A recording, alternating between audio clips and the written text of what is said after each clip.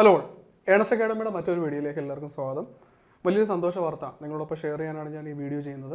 എന്നെ കണ്ടുകൊണ്ടിരിക്കുന്ന എല്ലാ ഉദ്യോഗാർത്ഥികൾക്കും ഈ വീഡിയോ ഉറപ്പായും പ്രചോദനമാവുമെന്ന് ഞാൻ വിശ്വസിക്കുന്നു.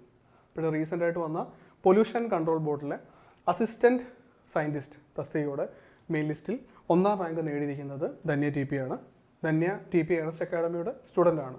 ഇപ്പോൾ ധന്യയെ സംബന്ധിച്ചിടത്തോളം, ഏണസ്റ്റ് അക്കാഡമിയെ സംബന്ധിച്ചിടത്തോളം ഇത് വലിയൊരു സന്തോഷവും ഇരട്ടി മധുരവുമാണ്. കാരണം ഇതേ ഡിപ്പാർട്ട്മെൻറ്റിൽ തന്നെ ഒരു 4-5 മാസങ്ങൾക്ക് മുമ്പ് ജൂനിയർ സയൻറ്റിഫിക് അസിസ്റ്റൻറ്റിൻ്റെ മെയിൻ ലിസ്റ്റ് പ്രസിദ്ധീകരിച്ചപ്പോൾ ധന്യ അവിടെ 11th റാങ്ക് നേടിയിട്ടുണ്ടായിരുന്നു. ഇപ്പോൾ ഈ 11th റാങ്കിൽ നിന്നും ഉയർന്ന തസ്തികയിൽ ഒരു വിജ്ഞാപനം വരികയും അവിടെ 1ാം റാങ്ക് നേടുകയും ചെയ്യുന്നത് വലിയൊരു വിജയഗാഥയാണ്.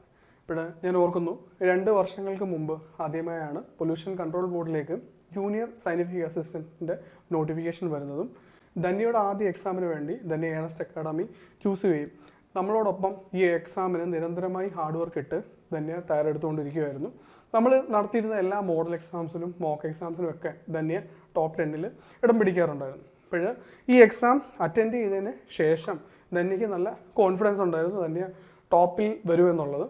ആ ടൈമിൽ തന്നെയാണ് പൊല്യൂഷൻ കൺട്രോൾ ബോർഡിലേക്കുള്ള ഉയർന്ന തസ്തികയിലേക്ക് ആയിട്ടുള്ള അസിസ്റ്റൻറ്റ് സയൻറ്റിസ്റ്റിൻ്റെ എക്സാം വരുന്നതും ധന്യ വീണ്ടും ഏണസ്റ്റ് അക്കാഡമിയോടൊപ്പം ഈ എക്സാം തയ്യാറെടുക്കാൻ ഒന്നുകൂടെ പ്ലാൻ ചെയ്യുന്നതും എല്ലാം.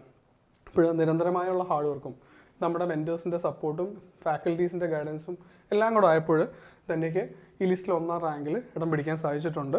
ഇപ്പോൾ ധന്യയ്ക്ക് ഏണസ്റ്റ് അക്കാഡമിയുടെ ആശംസകൾ അറിയിക്കുകയാണ്. ഒപ്പം ധന്യ ഈ വിജയത്തിലെത്തിച്ച മെൻറ്റേഴ്സിനും നമ്മുടെ ഫാക്കൽറ്റീസിനും എല്ലാം ഞങ്ങൾ നന്ദിയും കടപ്പാടും അറിയിക്കുകയാണ്.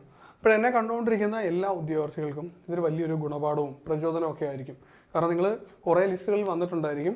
അപ്പോൾ ആ ലിസ്റ്റിലൊക്കെ വന്നതിന് ശേഷം നിങ്ങൾക്ക് നല്ല ഒരു കോൺഫിഡൻസ് ഒക്കെ കിട്ടിയിട്ടുണ്ടാവും. ഇവിടെ ഉയർന്ന തസ്തികയിലേക്ക് വിജ്ഞാപനം വരുന്ന ടൈമിൽ നിങ്ങൾ വീണ്ടും മത്സരിക്കുക. ഉയർന്ന തസ്തികയിലെ ഉയർന്ന റാങ്ക് നിങ്ങളും ഡിസേർവ് ചെയ്യുന്നുണ്ട്. അപ്പോൾ നന്നായിട്ട് മത്സരിച്ച് നന്നായിട്ട് നിങ്ങളുടെ പ്രിപ്പറേഷൻസ് കൊണ്ടുപോകുക. ധന്യയുടെ 11th റാങ്കിൽ നിന്ന് 1ാം റാങ്കിലേക്കുള്ള യാത്ര ഉറപ്പായും നിങ്ങൾക്കും പ്രയോജനമാവുമെന്ന് ഞാൻ വിശ്വസിക്കുന്നു. നന്ദി.